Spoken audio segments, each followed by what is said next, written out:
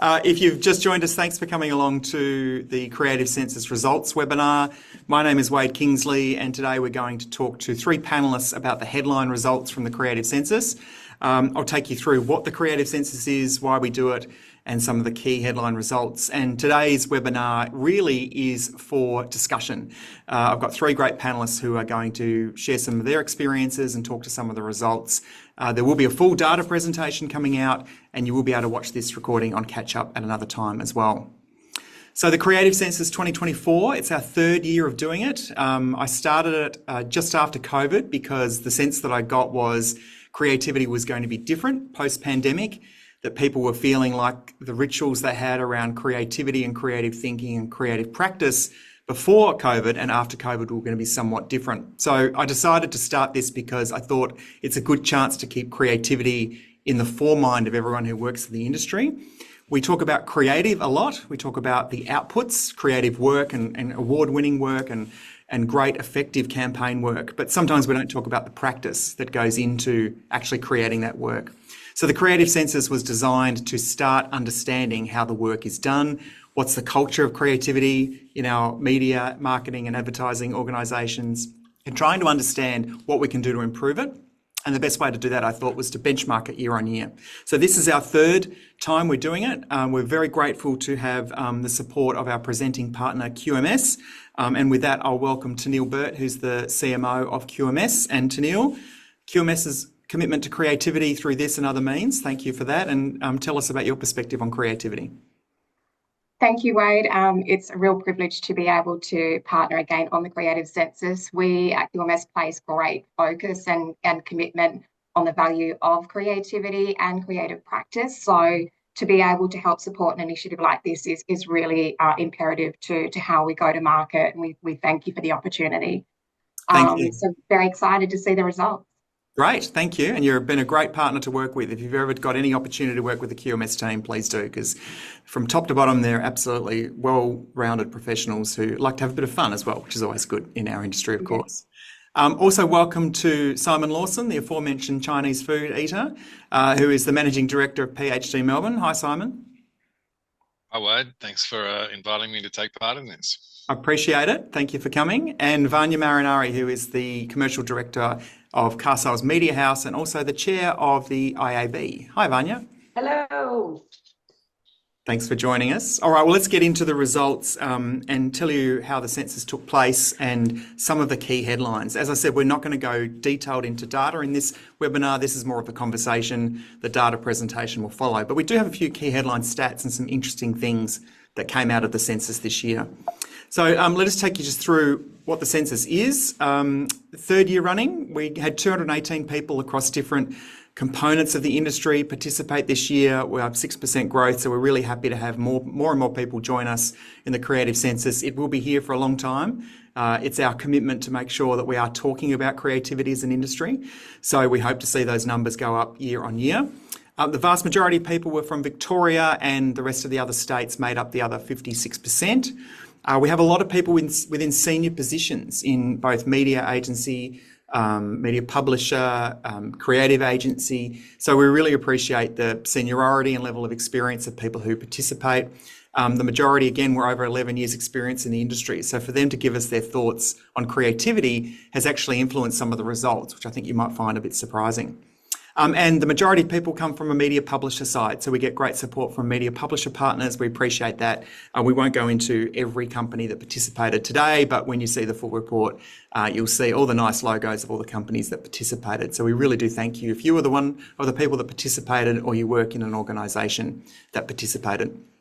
So here's the first headline, and this is the one I'm going to throw open for discussion straight away. Most people believe that creativity is important in their current role, but also say they don't have enough time to be creative. Now, I don't know about you, I don't think I've ever met anyone in media that says, I've got so much time. I've got so much time, I don't know what to do with it. Everyone's rushing around. But the interesting thing is we all deal with the same construct, don't we? We've all got the same clock. We've all got the same choice on how we deploy our hours and resource. So when you think about that stat on the top right there, 93% of people believe that creativity is important in their current role. Now, that's even if you're running an agency or you're at a very senior level. However, a lot of people say they don't have enough time to do it. 1 in 5 said, look, I just don't have enough time. Thinking differently was also a challenge. Interestingly, meeting deadlines wasn't seen to be a challenge when it comes to being creative. So I know that meeting deadlines is a pressure. We're not silly enough to say it's not a pressure. But when it comes to creative thinking, it wasn't associated with it being a pressure. And the cohort that had the highest pain point are people with 20 plus years experience. So if you think of someone you know, or maybe it's you, who's got 20 plus years experience in the media, marketing or advertising industry, you're still saying that creativity is important in your role, even if you're in a CEO or managing director type role. Yet time is the factor. So time's always an interesting one because I have these debates often with teams that I work with, is that we all have the same amount of time. So the question I want to pose to our panel today is, how important is it to make time for creativity, to set that deliberate time up for creative thinking? So Vanya, I might start with you if you're okay with that. Yeah, of course. So maybe tackling that question from a point of view of being a media sales organization, right? So the sales team or commercially. So I think if you think about the nature of what we do there, we receive briefs that we not only win if the solution answers the objective, but if it stands out from the pack, right? It's a competitive thing. And in order for something to stand out, I think that's where creativity really needs to shine. And without the time, right, it becomes really difficult to do that. So for us, I think, and for everyone, it should be really important to manage the expectations on the turnaround time. So it is huge for us. And it should be pushed kind of all the way up the value chain, right? So we've got like a process where we can say what we can turn around at a certain time frame to set those expectations. At a leadership level, just really quickly, we're obviously also tasked to build and move the business forward and think about the future. So we have a weekly meeting standing where, you know, half the time doesn't have an agenda, half the time it does. The time that it doesn't is really created so we can have a conversation and reflect and see what comes up. Yeah. That's great. Thanks, Vanya. Simon, you're in a senior role in your organisation. Do you have enough time spent creatively yourself? Probably not, I think. You know, everyone's pressed for time. I think when I think about this question, it makes me sort of think pre-COVID, post-COVID. You know, we're now in a world where people are physically together less frequently. And I think that may have contributed to a decline in creativity in the workplace as people work on their own more. And I think creativity under pressure is really challenging. Like, people think of the moments in your diary when you don't have a meeting as your free time, when actually that's the time when you do the work. So if you say to someone, right, we're going to come up with an idea in this 30-minute window, it's just not the way that I think creativity really works, which is in a more relaxed environment. It's about having time to think about it overnight, sleep on it, process it, evolve it. And, you know, I do feel that there seems to be less time for that now than there used to be, that there's just this huge number of deliverables that need to be delivered every day. So, yeah, it's a challenge. It's a challenge, and it's about finding time in the diary for sure. Tanil, what's the QMS perspective on this question? I think quite similarly to Vanya and Simon, obviously, you know, time is a challenge, but for us, we're fortunate that being in a challenger brand position, that creativity and creative thinking is really baked into our DNA and what we do every day. So we're lucky in that they are inherently parts of how we operate. Certainly challenging as you get further up into those more senior roles in finding that time and protecting that time. I think more so because, like Simon said, somebody sees a gap in the diary and it's, you know, something drops in there. But for us, you know, we also have programs in place and we set aside, you know, monthly opportunities to be able to showcase and show the outcomes of that creativity as well. So for us, we can, you know, show value back to the business, which is really important. That's great. Thank you. Thanks, panel, for your great answers there. At the end of the webinar, I will have some suggestions on how to combat some of the challenges that are coming up today. So stick around to the end and we'll get to some of those ideas as well. All right, let's move on to our next headline stat. Economic conditions and job insecurity are still the biggest challenges in the next 12 months, with uncertainty around AI decreasing. So what that means is we asked this question last year and in 2022 around what are the current challenges you're seeing in the next 12 months in the industry. And AI featured more prominently last year and it's decreased a little bit this year. I think that's probably because people are starting to get used to the fact that AI exists, and in some businesses it's existed for a long time. We just haven't called it AI. And this time it's probably more about focusing on the fact that economic conditions and even clients being a bit risk averse are still things that we deal with daily. We don't necessarily feel like the economy's turning as fast as we would like it to, even though headline inflation is heading in the right direction and wages are heading in the right direction. Productivity still has a bit of a challenge in Australia. So economic conditions is one of those things that people in our industry are very acutely aware of, because we're often at the start of either a great boon or a potential slide. Vanya, how are you seeing economic conditions at the moment in the next 12 months? And does this result surprise you, or does it line up with what you're hearing and saying? I don't think it's surprising for anybody. You know, for me, it's interesting, the underlying factors, I guess, and looking at where that opportunity exists. And so if we're thinking about it from a perspective of how do we, let's say, connect with consumers in this kind of a condition, like, I do think that the rising cost of living is creating kind of survival mode in one part of the market. I also think that post-COVID, there's a whole section of the market that's actually just practicing more discernment, right? Which means that they're actually really intentional with what they're doing. Now, if you think about the kind of brand connections you can create with this subtype of audiences, I think that's a really exciting space. And then the last one, I'm sure there's plenty more, but I think there's also the factor of sustainability and just in general consumerism. So I think people are also changing their shopping behaviours. So I don't see it all as being doom and gloom personally, but maybe I'm in a place of privilege and I recognise that also. But I do think when it comes to how can creativity flourish from a place of pressure, you know, I think there's great opportunities coming and green seeds, and yeah. Great. Thanks, Vanya. Simon, what's your perspective on economic conditions and perhaps their effectiveness on people worrying about doing more creative work or being adventurous with big ideas or taking risks? Yeah, I think this year has been really tough for a lot of businesses. And it doesn't feel like there's tremendously blue skies in the really near future. I think the RBA really wants to make sure that people are not going to come roaring back in the event that they do drop interest rates. I think from a creative perspective, I was fortunate enough to go to the Cannes Festival this year in France with one of our other panelists, actually.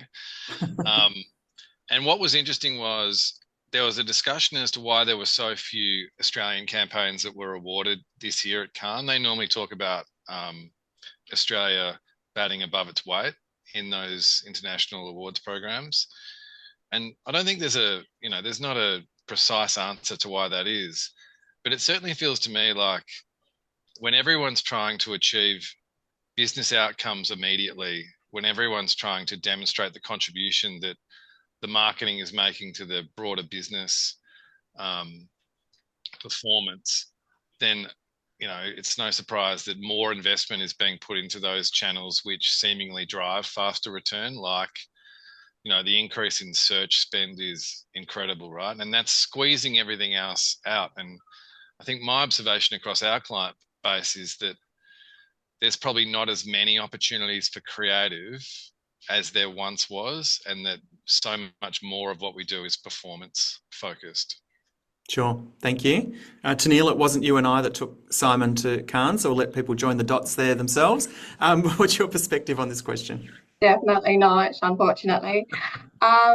my perspective, our perspective is very much similar again to what Vanya was saying. There are, some areas that are doing really well, and there are some that are, under pressure.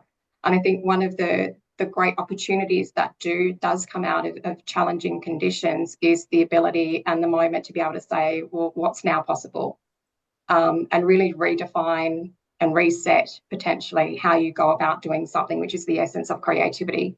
So it doesn't necessarily have to be huge, large scale applications. It can be smaller innovations that can drive, say, the similar outcomes or different outcomes. So I think it's viewing everything through that lens of what's now possible. That's great. Yeah, and in every situation there's opportunity, so it's about trying to use creativity to find those opportunities as well. Absolutely. Okay, we'll move on to the next one. Thank you, panel. Now, there is a gap, according to our census responders, between companies promoting their creativity and following through on creating a creative culture.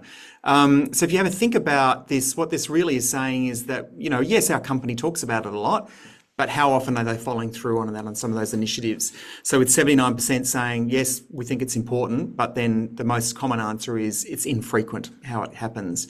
Also, my company doesn't make time for creative thinking. Now, that doesn't mean it doesn't happen, but perhaps it's not intentionally signalled that this is our creative thinking time. And there's also a sense that perhaps some companies aren't taking risks. So what I'm looking at here is the classic say-do gap. I'm sure we've all worked in agencies or media organisations or brands where there's been a focus on creativity. Sometimes it's in your values, sometimes you're doing creative activities, but the sense that it gets talked about versus doing is probably the gap. So I'm just going to ask our panellists, as leaders of teams, how they encourage their teams to take creative risks. Vanya, what do you do at Car Sales? Yeah, and I was just going to add, I'm so not surprised by these results, because I think also it's easy to get excited about the fact that you want to innovate and you want to be creative. So I think there's always going to be a disparity between those two things. There's the intention, that's what you want to do, and then the reality is that it just doesn't match up because there's just so much excitement in that space. But look, it is something that's really important. And for us, being a tech business and a media business, right, like creativity and innovation go hand in hand.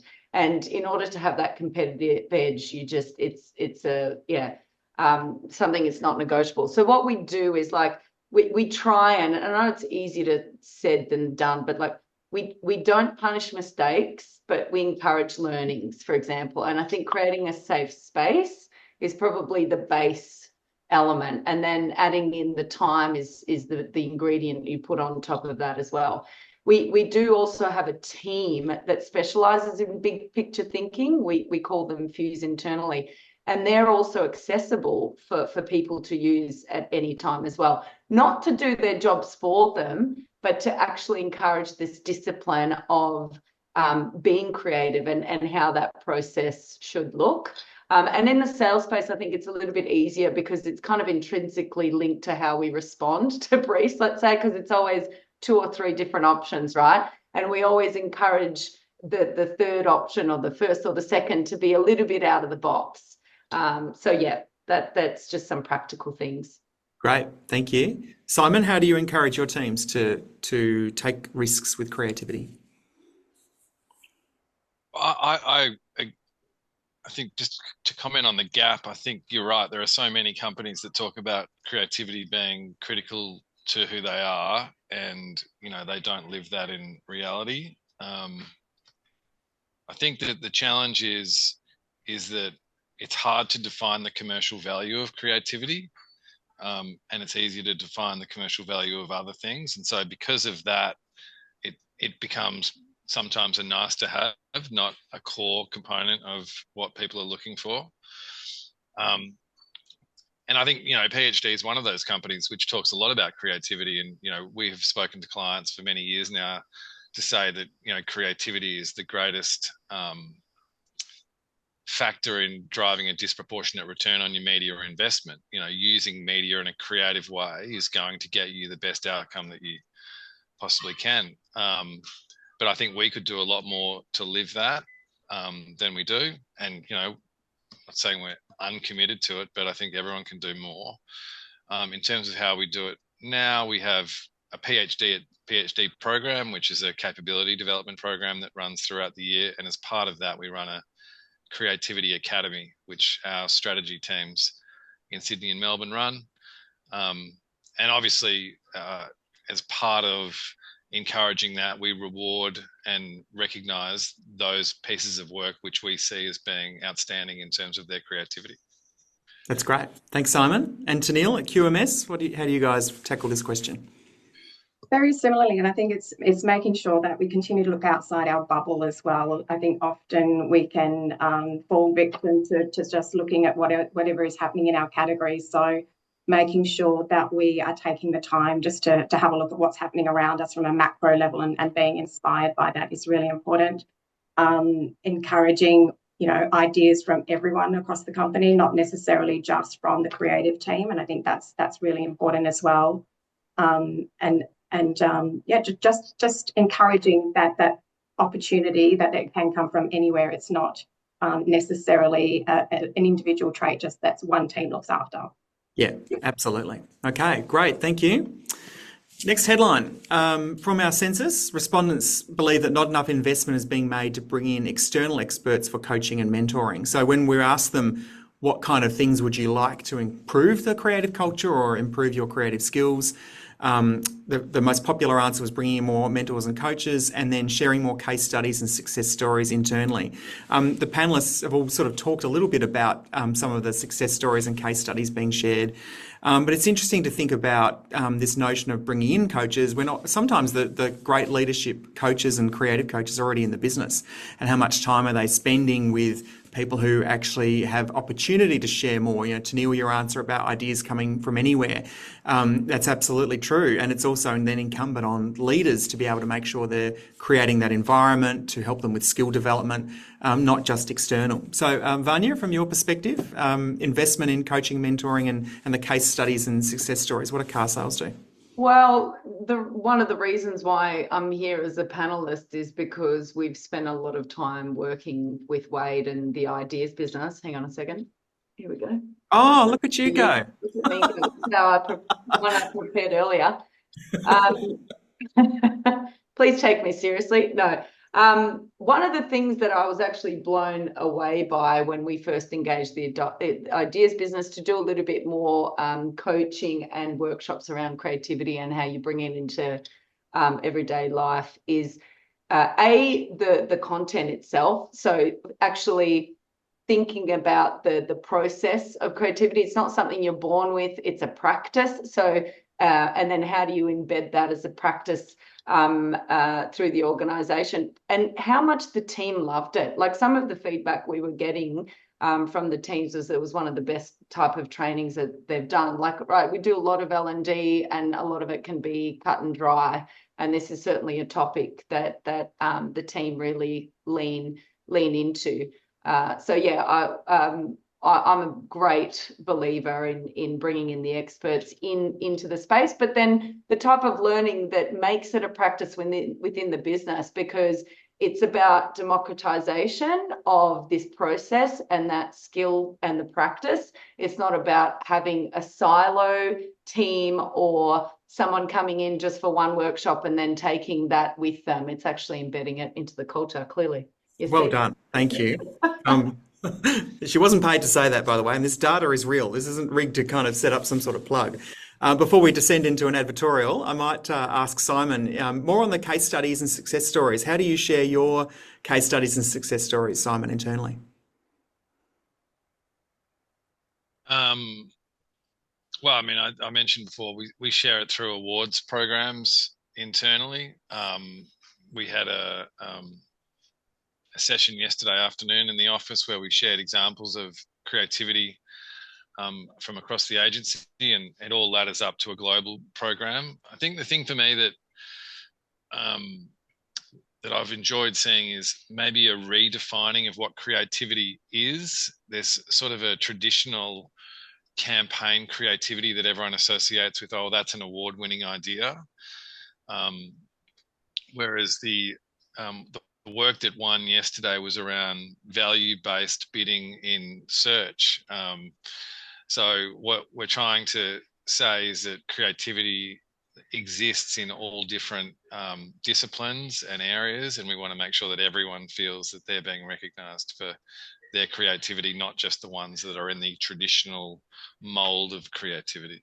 That's great. Yes, that's not just about the end result, the work. It's actually about the process, being creative with the processes too, which is great. Yeah. And Tanil, QMS, in terms of investing in mentoring, coaching, and success stories and case studies. We see a lot of value in doing that.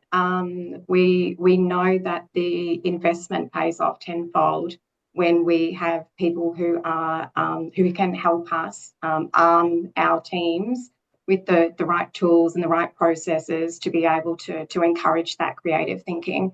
And then the trickle through the business in terms of how that is brought to life is tenfold.